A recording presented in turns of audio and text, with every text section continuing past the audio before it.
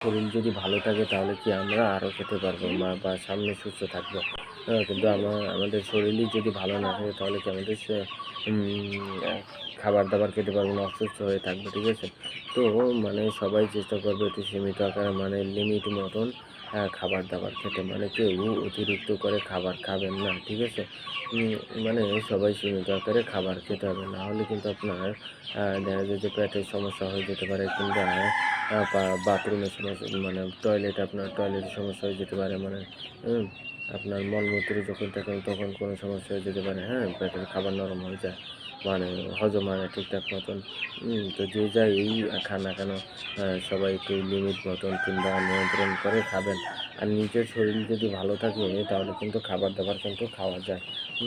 আর যদি নিজের শরীর যদি ভালো যদি না থাকে তাহলে কিন্তু খাবার দাবার খাওয়া যায় না, হ্যাঁ? তো এরকম বেগুন গাছ কিন্তু আপনারা যে কেউ ছাদের টবে লাগাতে পারেন, ঠিক আছে? তো ছাদের টবে লাগাতে হলে আপনার সর্বপ্রথম করতে হবে কি, একটা বস্তা নিতে হবে, বা যে ফলের যে ঝুড়িগুলো এগুলো তো লাগানো যায়, এগুলো তো অনেক দিন থেকে, কিংবা টবে, হ্যাঁ?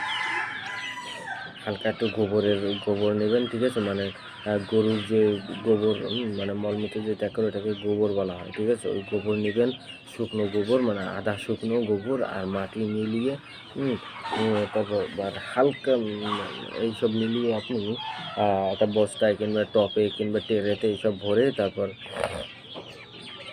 বেগুন গাছে লাগিয়ে দিয়ে পানি দেবেন, আর চারপাশ দিয়ে কয়েকটা ডাল বেঁধে দেবেন যাতে ওটা নড়াচড়া না করে গাছটা পড়ে না যায়।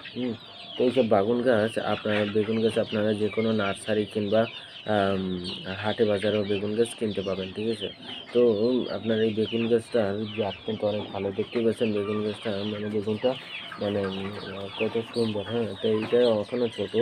তো আমার সামনের যে গাছটা আছে ওটার বেগুনটা প্রায় এত বড় হয়ে গিয়েছে, মানে খাওয়ার সাইজ হবে আর কিছুদিন পরে। তো এরকমের বেগুন গাছ যদি আপনার ছাদে লাগান তাহলে দেখা যায় যে ভালো মানের মানে কিছু ভালো পাবেন, হ্যাঁ? মানে ভালো বেগুন পাবেন তাজা তাজা। তো বাজারে যেসব বেগুনগুলো ওগুলো কিনতে আবার একটু খরচা বেশি হয়, হ্যাঁ? মানে আবার টাকা পয়সা লাগে, এরকম বিভিন্ন ধরনের সমস্যার কারণে কিন্তু আপনার বেগুনগুলো কি তাজা বেগুন পাওয়া যায় কি না পাওয়া যায় এটা ঠিক তেমন না। ওই চাষ করে বিভিন্ন জেলায়, ঠিক আছে? মানে বিভিন্ন জায়গায় চাষ করে, সেখান থেকে ট্রাকে ভরে তারপর আপনার কাছে নিয়ে আসা হয়। তো ওটা আনতে আনতে অনেক দিন হয়ে যায়, ঠিক আছে? তারপর বিক্রি করতে করতে আবার আপনি খাবেন, মানে ওটা তেমন একটা স্বাস্থ্যকর হয় না।